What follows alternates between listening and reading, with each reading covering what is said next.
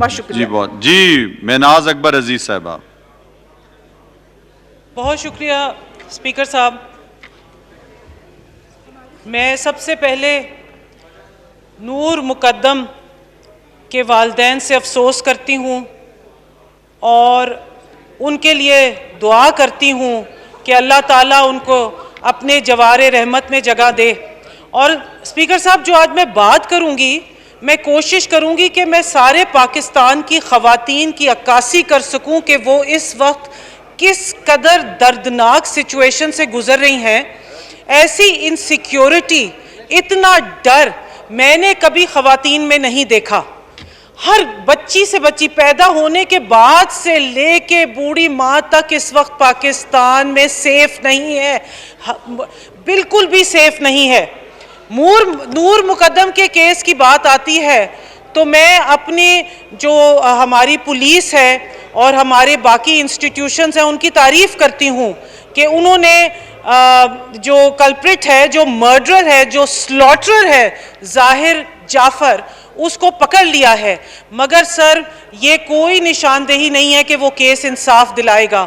ہمیں اس ہاؤس سے یہ بات کرنا ہوگی، ہمیں اس ہاؤس سے اوورسائٹ کرنا ہوگی کہ نور مقدم کو انصاف ملے اور ظاہر جعفر کو پھانسی ملے. تب جا کے پاکستان کی عورت اپنے آپ کو محفوظ سمجھے گی. آج اسپیکر صاحب میں آپ کو آج کی ایک بات بتاتی ہوں. آج میں ایک دکان میں گئی تو وہاں پر ریسیپشنسٹ جو تھی وہ اکیلی تھی.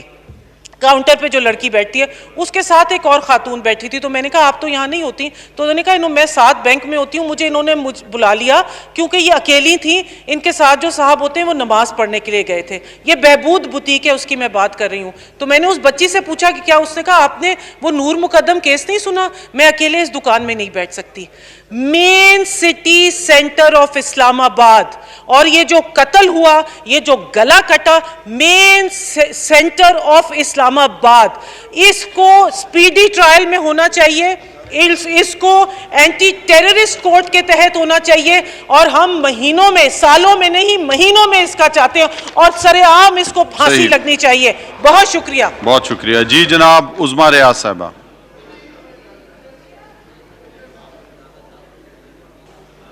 بہت شکریہ جناب اسپیکر. جناب اسپیکر، یہ جو آج جس چیز پہ ہم بحث کر رہے ہیں، سب سے زیادہ یہ ہم سب خواتین کے لیے ایک انتہائی دکھ کا مقام ہے کہ عنایہ جیسی بچی کو، نور مقدم جیسی بچی کے ساتھ جو کچھ ہوا، وہ اس کی مذمت کرتے ہوئے بھی شرم آتی ہے کہ ہم مذمت ہی کرتے رہیں گے یا ہم کوئی پریکٹیکل اقدامات بھی کریں گے ایسے لوگوں کے خلاف. اب ہم نے مذمت نہیں کرنی بلکہ ہم نے ان لوگوں کو ایسی سزا دینی ہے کہ جس سے باقی تمام دنیا کو بھی پتہ چلے کہ اس قسم کی حرکتوں میں جو شخص انوالو ہوا اس کے ساتھ پھر کس قدر برا سزا کا وہ حقدار ہے اور اس کو کتنی بری سزا دی جا سکتی ہے. سر اگر ہم زینب بچی کا کیس لیں، 100 بچوں کا جو قاتل تھا اس کو اگر ہم سیریسلی لے لیتے اور اس کے اوپر سخت قسم کی اگر ہم قانون سازی کر دیتے تو آج یہ کیسز دوبارہ ریپیٹ نہ ہوتے. سر میں یہ چاہتی ہوں کہ قانون سازی کے ساتھ ساتھ وہ تمام ویب چینلز اور وہ ویب سائٹ جو غیر اخلاقی چیزوں پر مبنی ہیں ان کو بلاک کیا جائے، ان کو بین کیا جائے. اس کے ساتھ ساتھ جو ڈرامے آج کل دکھائی جا رہے ہیں یہ ہم اپنی نسل کو غلط پیغام دے رہے ہیں، ہم اسلامی اقدار سے پیچھے ہٹتے جا رہے ہیں. سر میں یہ ریکویسٹ کروں گی کہ یہ گورنمنٹ اس کو پرائیورٹی میں رکھے، تمام غیر اخلاقی ویب سائٹس کو، ویب چینلز کو بند کیا جائے، تمام غلط قسم کے ڈراموں کو بین کیا جائے اور اسلامی اقدار کو تمام اسکولوں کے اندر بہترین طریقے سے پڑھایا بھی جائے اور اپنے بچوں کو اسلام کی تعلیمات پہ عمل کیا جائے. سر ہم آج کل یورپ کی طرف تو جا رہے ہیں، انگریز تو بچوں کو بنا رہے ہیں لیکن ابھی تک ہم اپنے بچے کو صحیح کر کے مسلمان نہیں بنا سکے. میں چاہتی ہوں ہم سب کا یہ فرض بنتا ہے کہ ہم اپنے بچوں کو بہترین مسلمان بنائیں اور اس قسم جو غلط قسم کے کاموں میں لوگ انوالو ہیں ان کو قرار واقعی سزا دی جائے تاکہ باقی جو لوگ ہیں وہ اس سے عبرت حاصل کریں اور دوبارہ اس قسم کا سوچ بھی نہ سکیں. بہت شکریہ. جی محترمہ نصیبہ چنا صاحبہ. मोहतरमा। शुक्रिया स्पीकर साहब, आपकी बड़ी मेहरबानी। यहाँ पर जो आज हमने बातें सुनी है, मेरे ख्याल में मेरे लिए नहीं सबके लिए दुख की बात है, क्योंकि ये पाकिस्तान में बहुत सारे ऐसे हादसात हो रहे हैं और आज तक किसी को कोई सज़ा नहीं आई है। अगर एक को भी सज़ा आएगी, सरेआम फांसी मिले, तो मेरे ख्याल में पाकिस्तान में कभी भी ऐसा किसी के साथ जुल्म ना होगा। दूसरी बात यह है कि ट्रांसफार्मर की मैं बात कर रही हूँ, जो हैदराबाद में पहला वाक़या हुआ, अगर उस पर कोई एक्शन ले लेते तो फिर दूसरा वाक़या नहीं होता है। हमारे वहाँ लाड़काना में भी 2 वाक़ये हुए हैं, मेरे शहर रत्तो ढेरों में भी वाक़या हुआ है। मैंने चौधरी साहब से बात की, जो आपका सीओ रखा हुआ है, क्यों सिंध के अंदर कोई सीओ के काबिल नहीं है, बाहर से सीओ लाते हैं जो न किसी को पहचाने न किसी को वो जाने। मैंने खुद सीओ से बात की, आपका सीओ किसी एमएनए से बात करना नहीं चाहता है। अगर हमारे कोई मसले मसाइल है तो हम किसको कहें? एक्सीएम से कहते हैं, एक्सीएम कहते हैं सीओ से बात कर ले। एक ट्रांसफार्मर नीचे आयल बह रहा था, हमने एसडीओ से कहा, एक्सीएम से कहा, सखर का, कोई भी वहाँ पर नहीं। आखिर मजबूरन जाके मैं खुद गिरद पे गई और मैंने बात की, वहाँ से मैंने लोग उठाए, आके हमने ट्रांसफार्मर बंद करवा के और लोगों की जान बचाई। सर ये क्या है? आज न बड़े लोगों की हिफाजत है, न छोटे बच्चों की हिफाजत है। मेरी बहन ने अभी कहा कि सब कुछ हुकूमत पे आ रहा है। भाई हुकूमत पे नहीं आएगा तो अपोजिशन पे आएगा। चलती किसकी है? अपोजिशन की चलती है या हुकूमत की चलती है? जिसकी चलेगी हम उसको ही कहेंगे। तो प्लीज आप लोगों की जान की हिफाजत करें, आपकी बड़ी मेहरबानी होगी।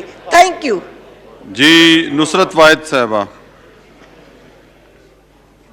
शुक्रिया स्पीकर साहब।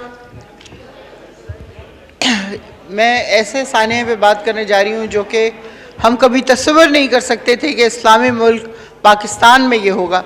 मैं सिर्फ 2-3 सजेशन देना चाहती हूँ कि अगर हम अपनी एजुकेशन इस तरह की कर दें कि जिसमें right from the very beginning बच्चों को बताया जाए, लड़कों को ख़ास तौर पे, कि ये जो बच्चियाँ तुम्हारे साथ पढ़ रही हैं ये तुम्हारी बहनें हैं। जो बाहर देखते हो उनमें ज़्यादातर अगर बड़ी हैं तो तुम्हारी भाजियाँ हैं या माएँ हैं। अगर माँ शुरू से बच्चे को ये बताएगी कि आपने बाहर जाके रिस्पेक्ट करनी है औरत की रिस्पेक्ट जब तक हम इनकलकेट नहीं करेंगे लड़कों के दिलों में, मर्दों के दिलों में, आप यकीन कीजिए कि घर में रहने वाली औरत भी सेफ नहीं है।